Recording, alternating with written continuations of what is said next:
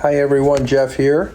It is April 1st, 2026, and I wanted to share some feelings about Lyft's newest feedback and insight hub.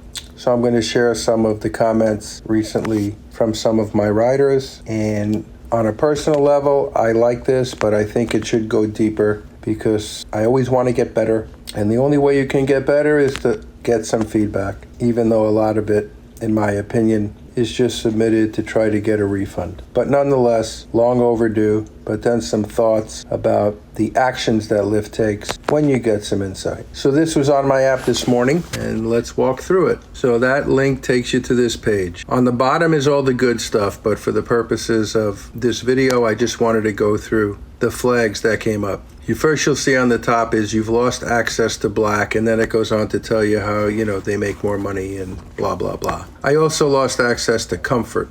Now again, this will all cycle out in 100 rides, and it is what it is. I don't worry about what I can't control. But the thinking here, to me, is a little spotty. So first, let's take a look at where I got these flags from. First, I'll show you my ratings for the last 100 rides. Looks like one extreme to the other. Quite honestly, I could probably guess which two passengers gave me the 1 stars, but again, Lyft doesn't share any information. Certainly I could defend it by uploading audio and video, which I have of every ride, but that's not really Lyft concern. The concern is power.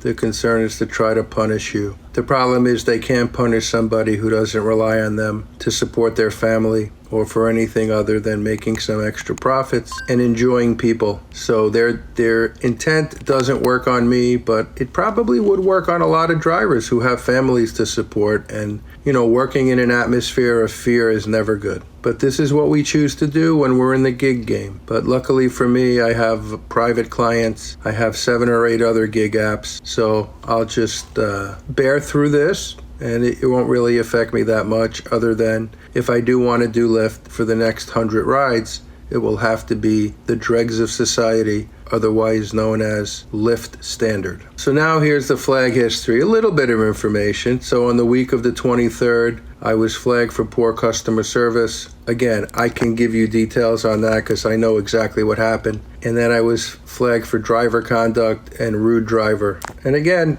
perception might be reality. If you look over the life of my ratings, they're extremely high. But, I am the kind of driver who does not break the rules. So if I pull up to somebody and they have an infant and they try to get in the car, I tell them they need a car seat. I take the abuse. What I've also started doing over the last year is recording the conversation with my phone and then filing a safety report with Lyft in the hopes that they will do something about people who continually try to break the terms of service.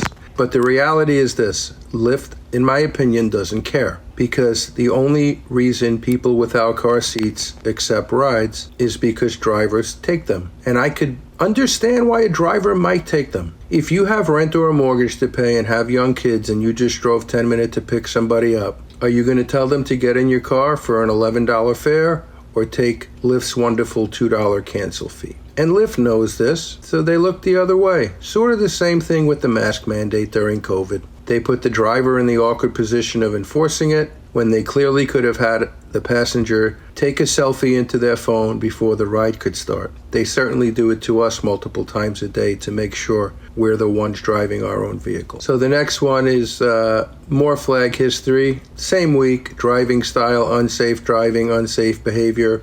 Now again, I am not quite sure if this might be one passenger. Certainly if 2 gave me 1 star, then it's probably 2 people. So here's the first line of defense for unsafe driving. So you can see my steering is all the way, my mounted phone is always mounted, my vehicle speed. Honestly, that's never going to be perfect. I live in an area where the speed limit is 70 miles per hour on the interstates, and if you're not going 79 or 80, you're more of a hazard on the road than if you're not. But brace yourselves, because the Florida legislature just passed legislation that will be signed by the governor shortly, raising the speed limit to 80 miles an hour. The smooth braking, look, every once in a while somebody in front of you does something and you have to brake a little bit hard. But again, you would think that they would look at this report and say, well, he has the score of 95. Maybe there's a reason why this person is, making this claim. And they could certainly say, hey, can you upload me your audio and video from this ride? We want to look into something. But they don't, because they don't really care.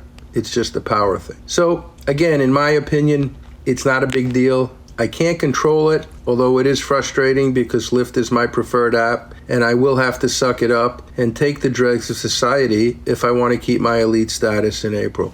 Hopefully I can do enough short rides to cycle 100 rides, clear that out of the system, and I'll be back to normal. Here's the odd thing.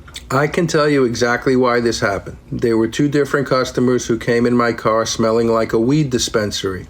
When that happens, I tell them they're being audio and video recorded, and I tell them that we will be driving with the windows down.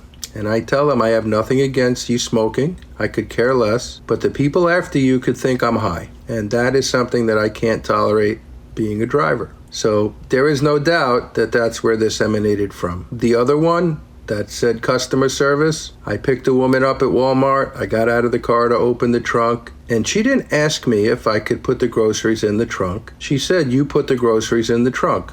Sorry, that doesn't fly with me. So I did take her home. She was mumbling under her breath the whole time in the back. And I said, look, do you want me to pull over and just let you out? I mean, well, you can't tell me how to speak. I'm not telling you how to speak. I'm telling you what you can and can't do in my vehicle. You're not going to talk on the phone to somebody insulting me while I'm driving you home. So those are the 2 incidents I could think of. Could I have handled it better? Probably. But here's the thing, and this is where I could use some feedback, along with the great negative feedback I get a lot because I love answering it. Here's my question. These incidents happened while I was doing regular Lyft rides. Why is the penalty to take me off of Lyft Black and Lyft Extra Comfort? I can tell you, in the thousands of rides I've done on Comfort and the hundreds to thousands I've done on Black, I can't recall one person getting in my car that chose that ride type that smelled like weed. I don't know. I'm not the most politically correct guy, but you can draw the inference if you like. So they're not penalizing me against the people who made the claims against me because they don't care about people who take Lyft standard. It's okay to drive people who take regular Lyft if I'm an unsafe driver and I am rude and I give terrible customer service, but it's not okay to do it to Extra Comfort passengers or Lyft Black passengers. Again, most of their things don't make a whole lot of sense. However, probably a step in the right direction. They should obviously let us know who's making a claim against us. I think it's highly unlikely that a driver is ever going to go and confront a passenger. And I will end with this. It is up to them at any given time. If you drive on their platform, if you deliver food for whatever app you do, if you do groceries, if you do whatever it is you do, you're powerless. So that's why you have to diversify. You have to have multi-apps if you're in this game. You have to be smart about who you pick up. And I do blame myself for this in one respect. I have been doing a lot of other things in March. And to me, being elite is very important. So when you need points, you open your app up to all types of rides because the benefits that you get with being Lyft Elite, especially in these economic times, are to me unbelievable, and they will be coming out shortly in a future video. But sometimes you open yourself up to these kind of incidents. It happens. I'll move on from it. I don't expect Lyft to do anything about it because power and fear of deactivation are 2 of the most powerful tools they have in their toolbox to keep their drivers under their thumb. Thanks for listening. Hopefully I get some nice feedback, and I'll talk to you all soon. Stay safe.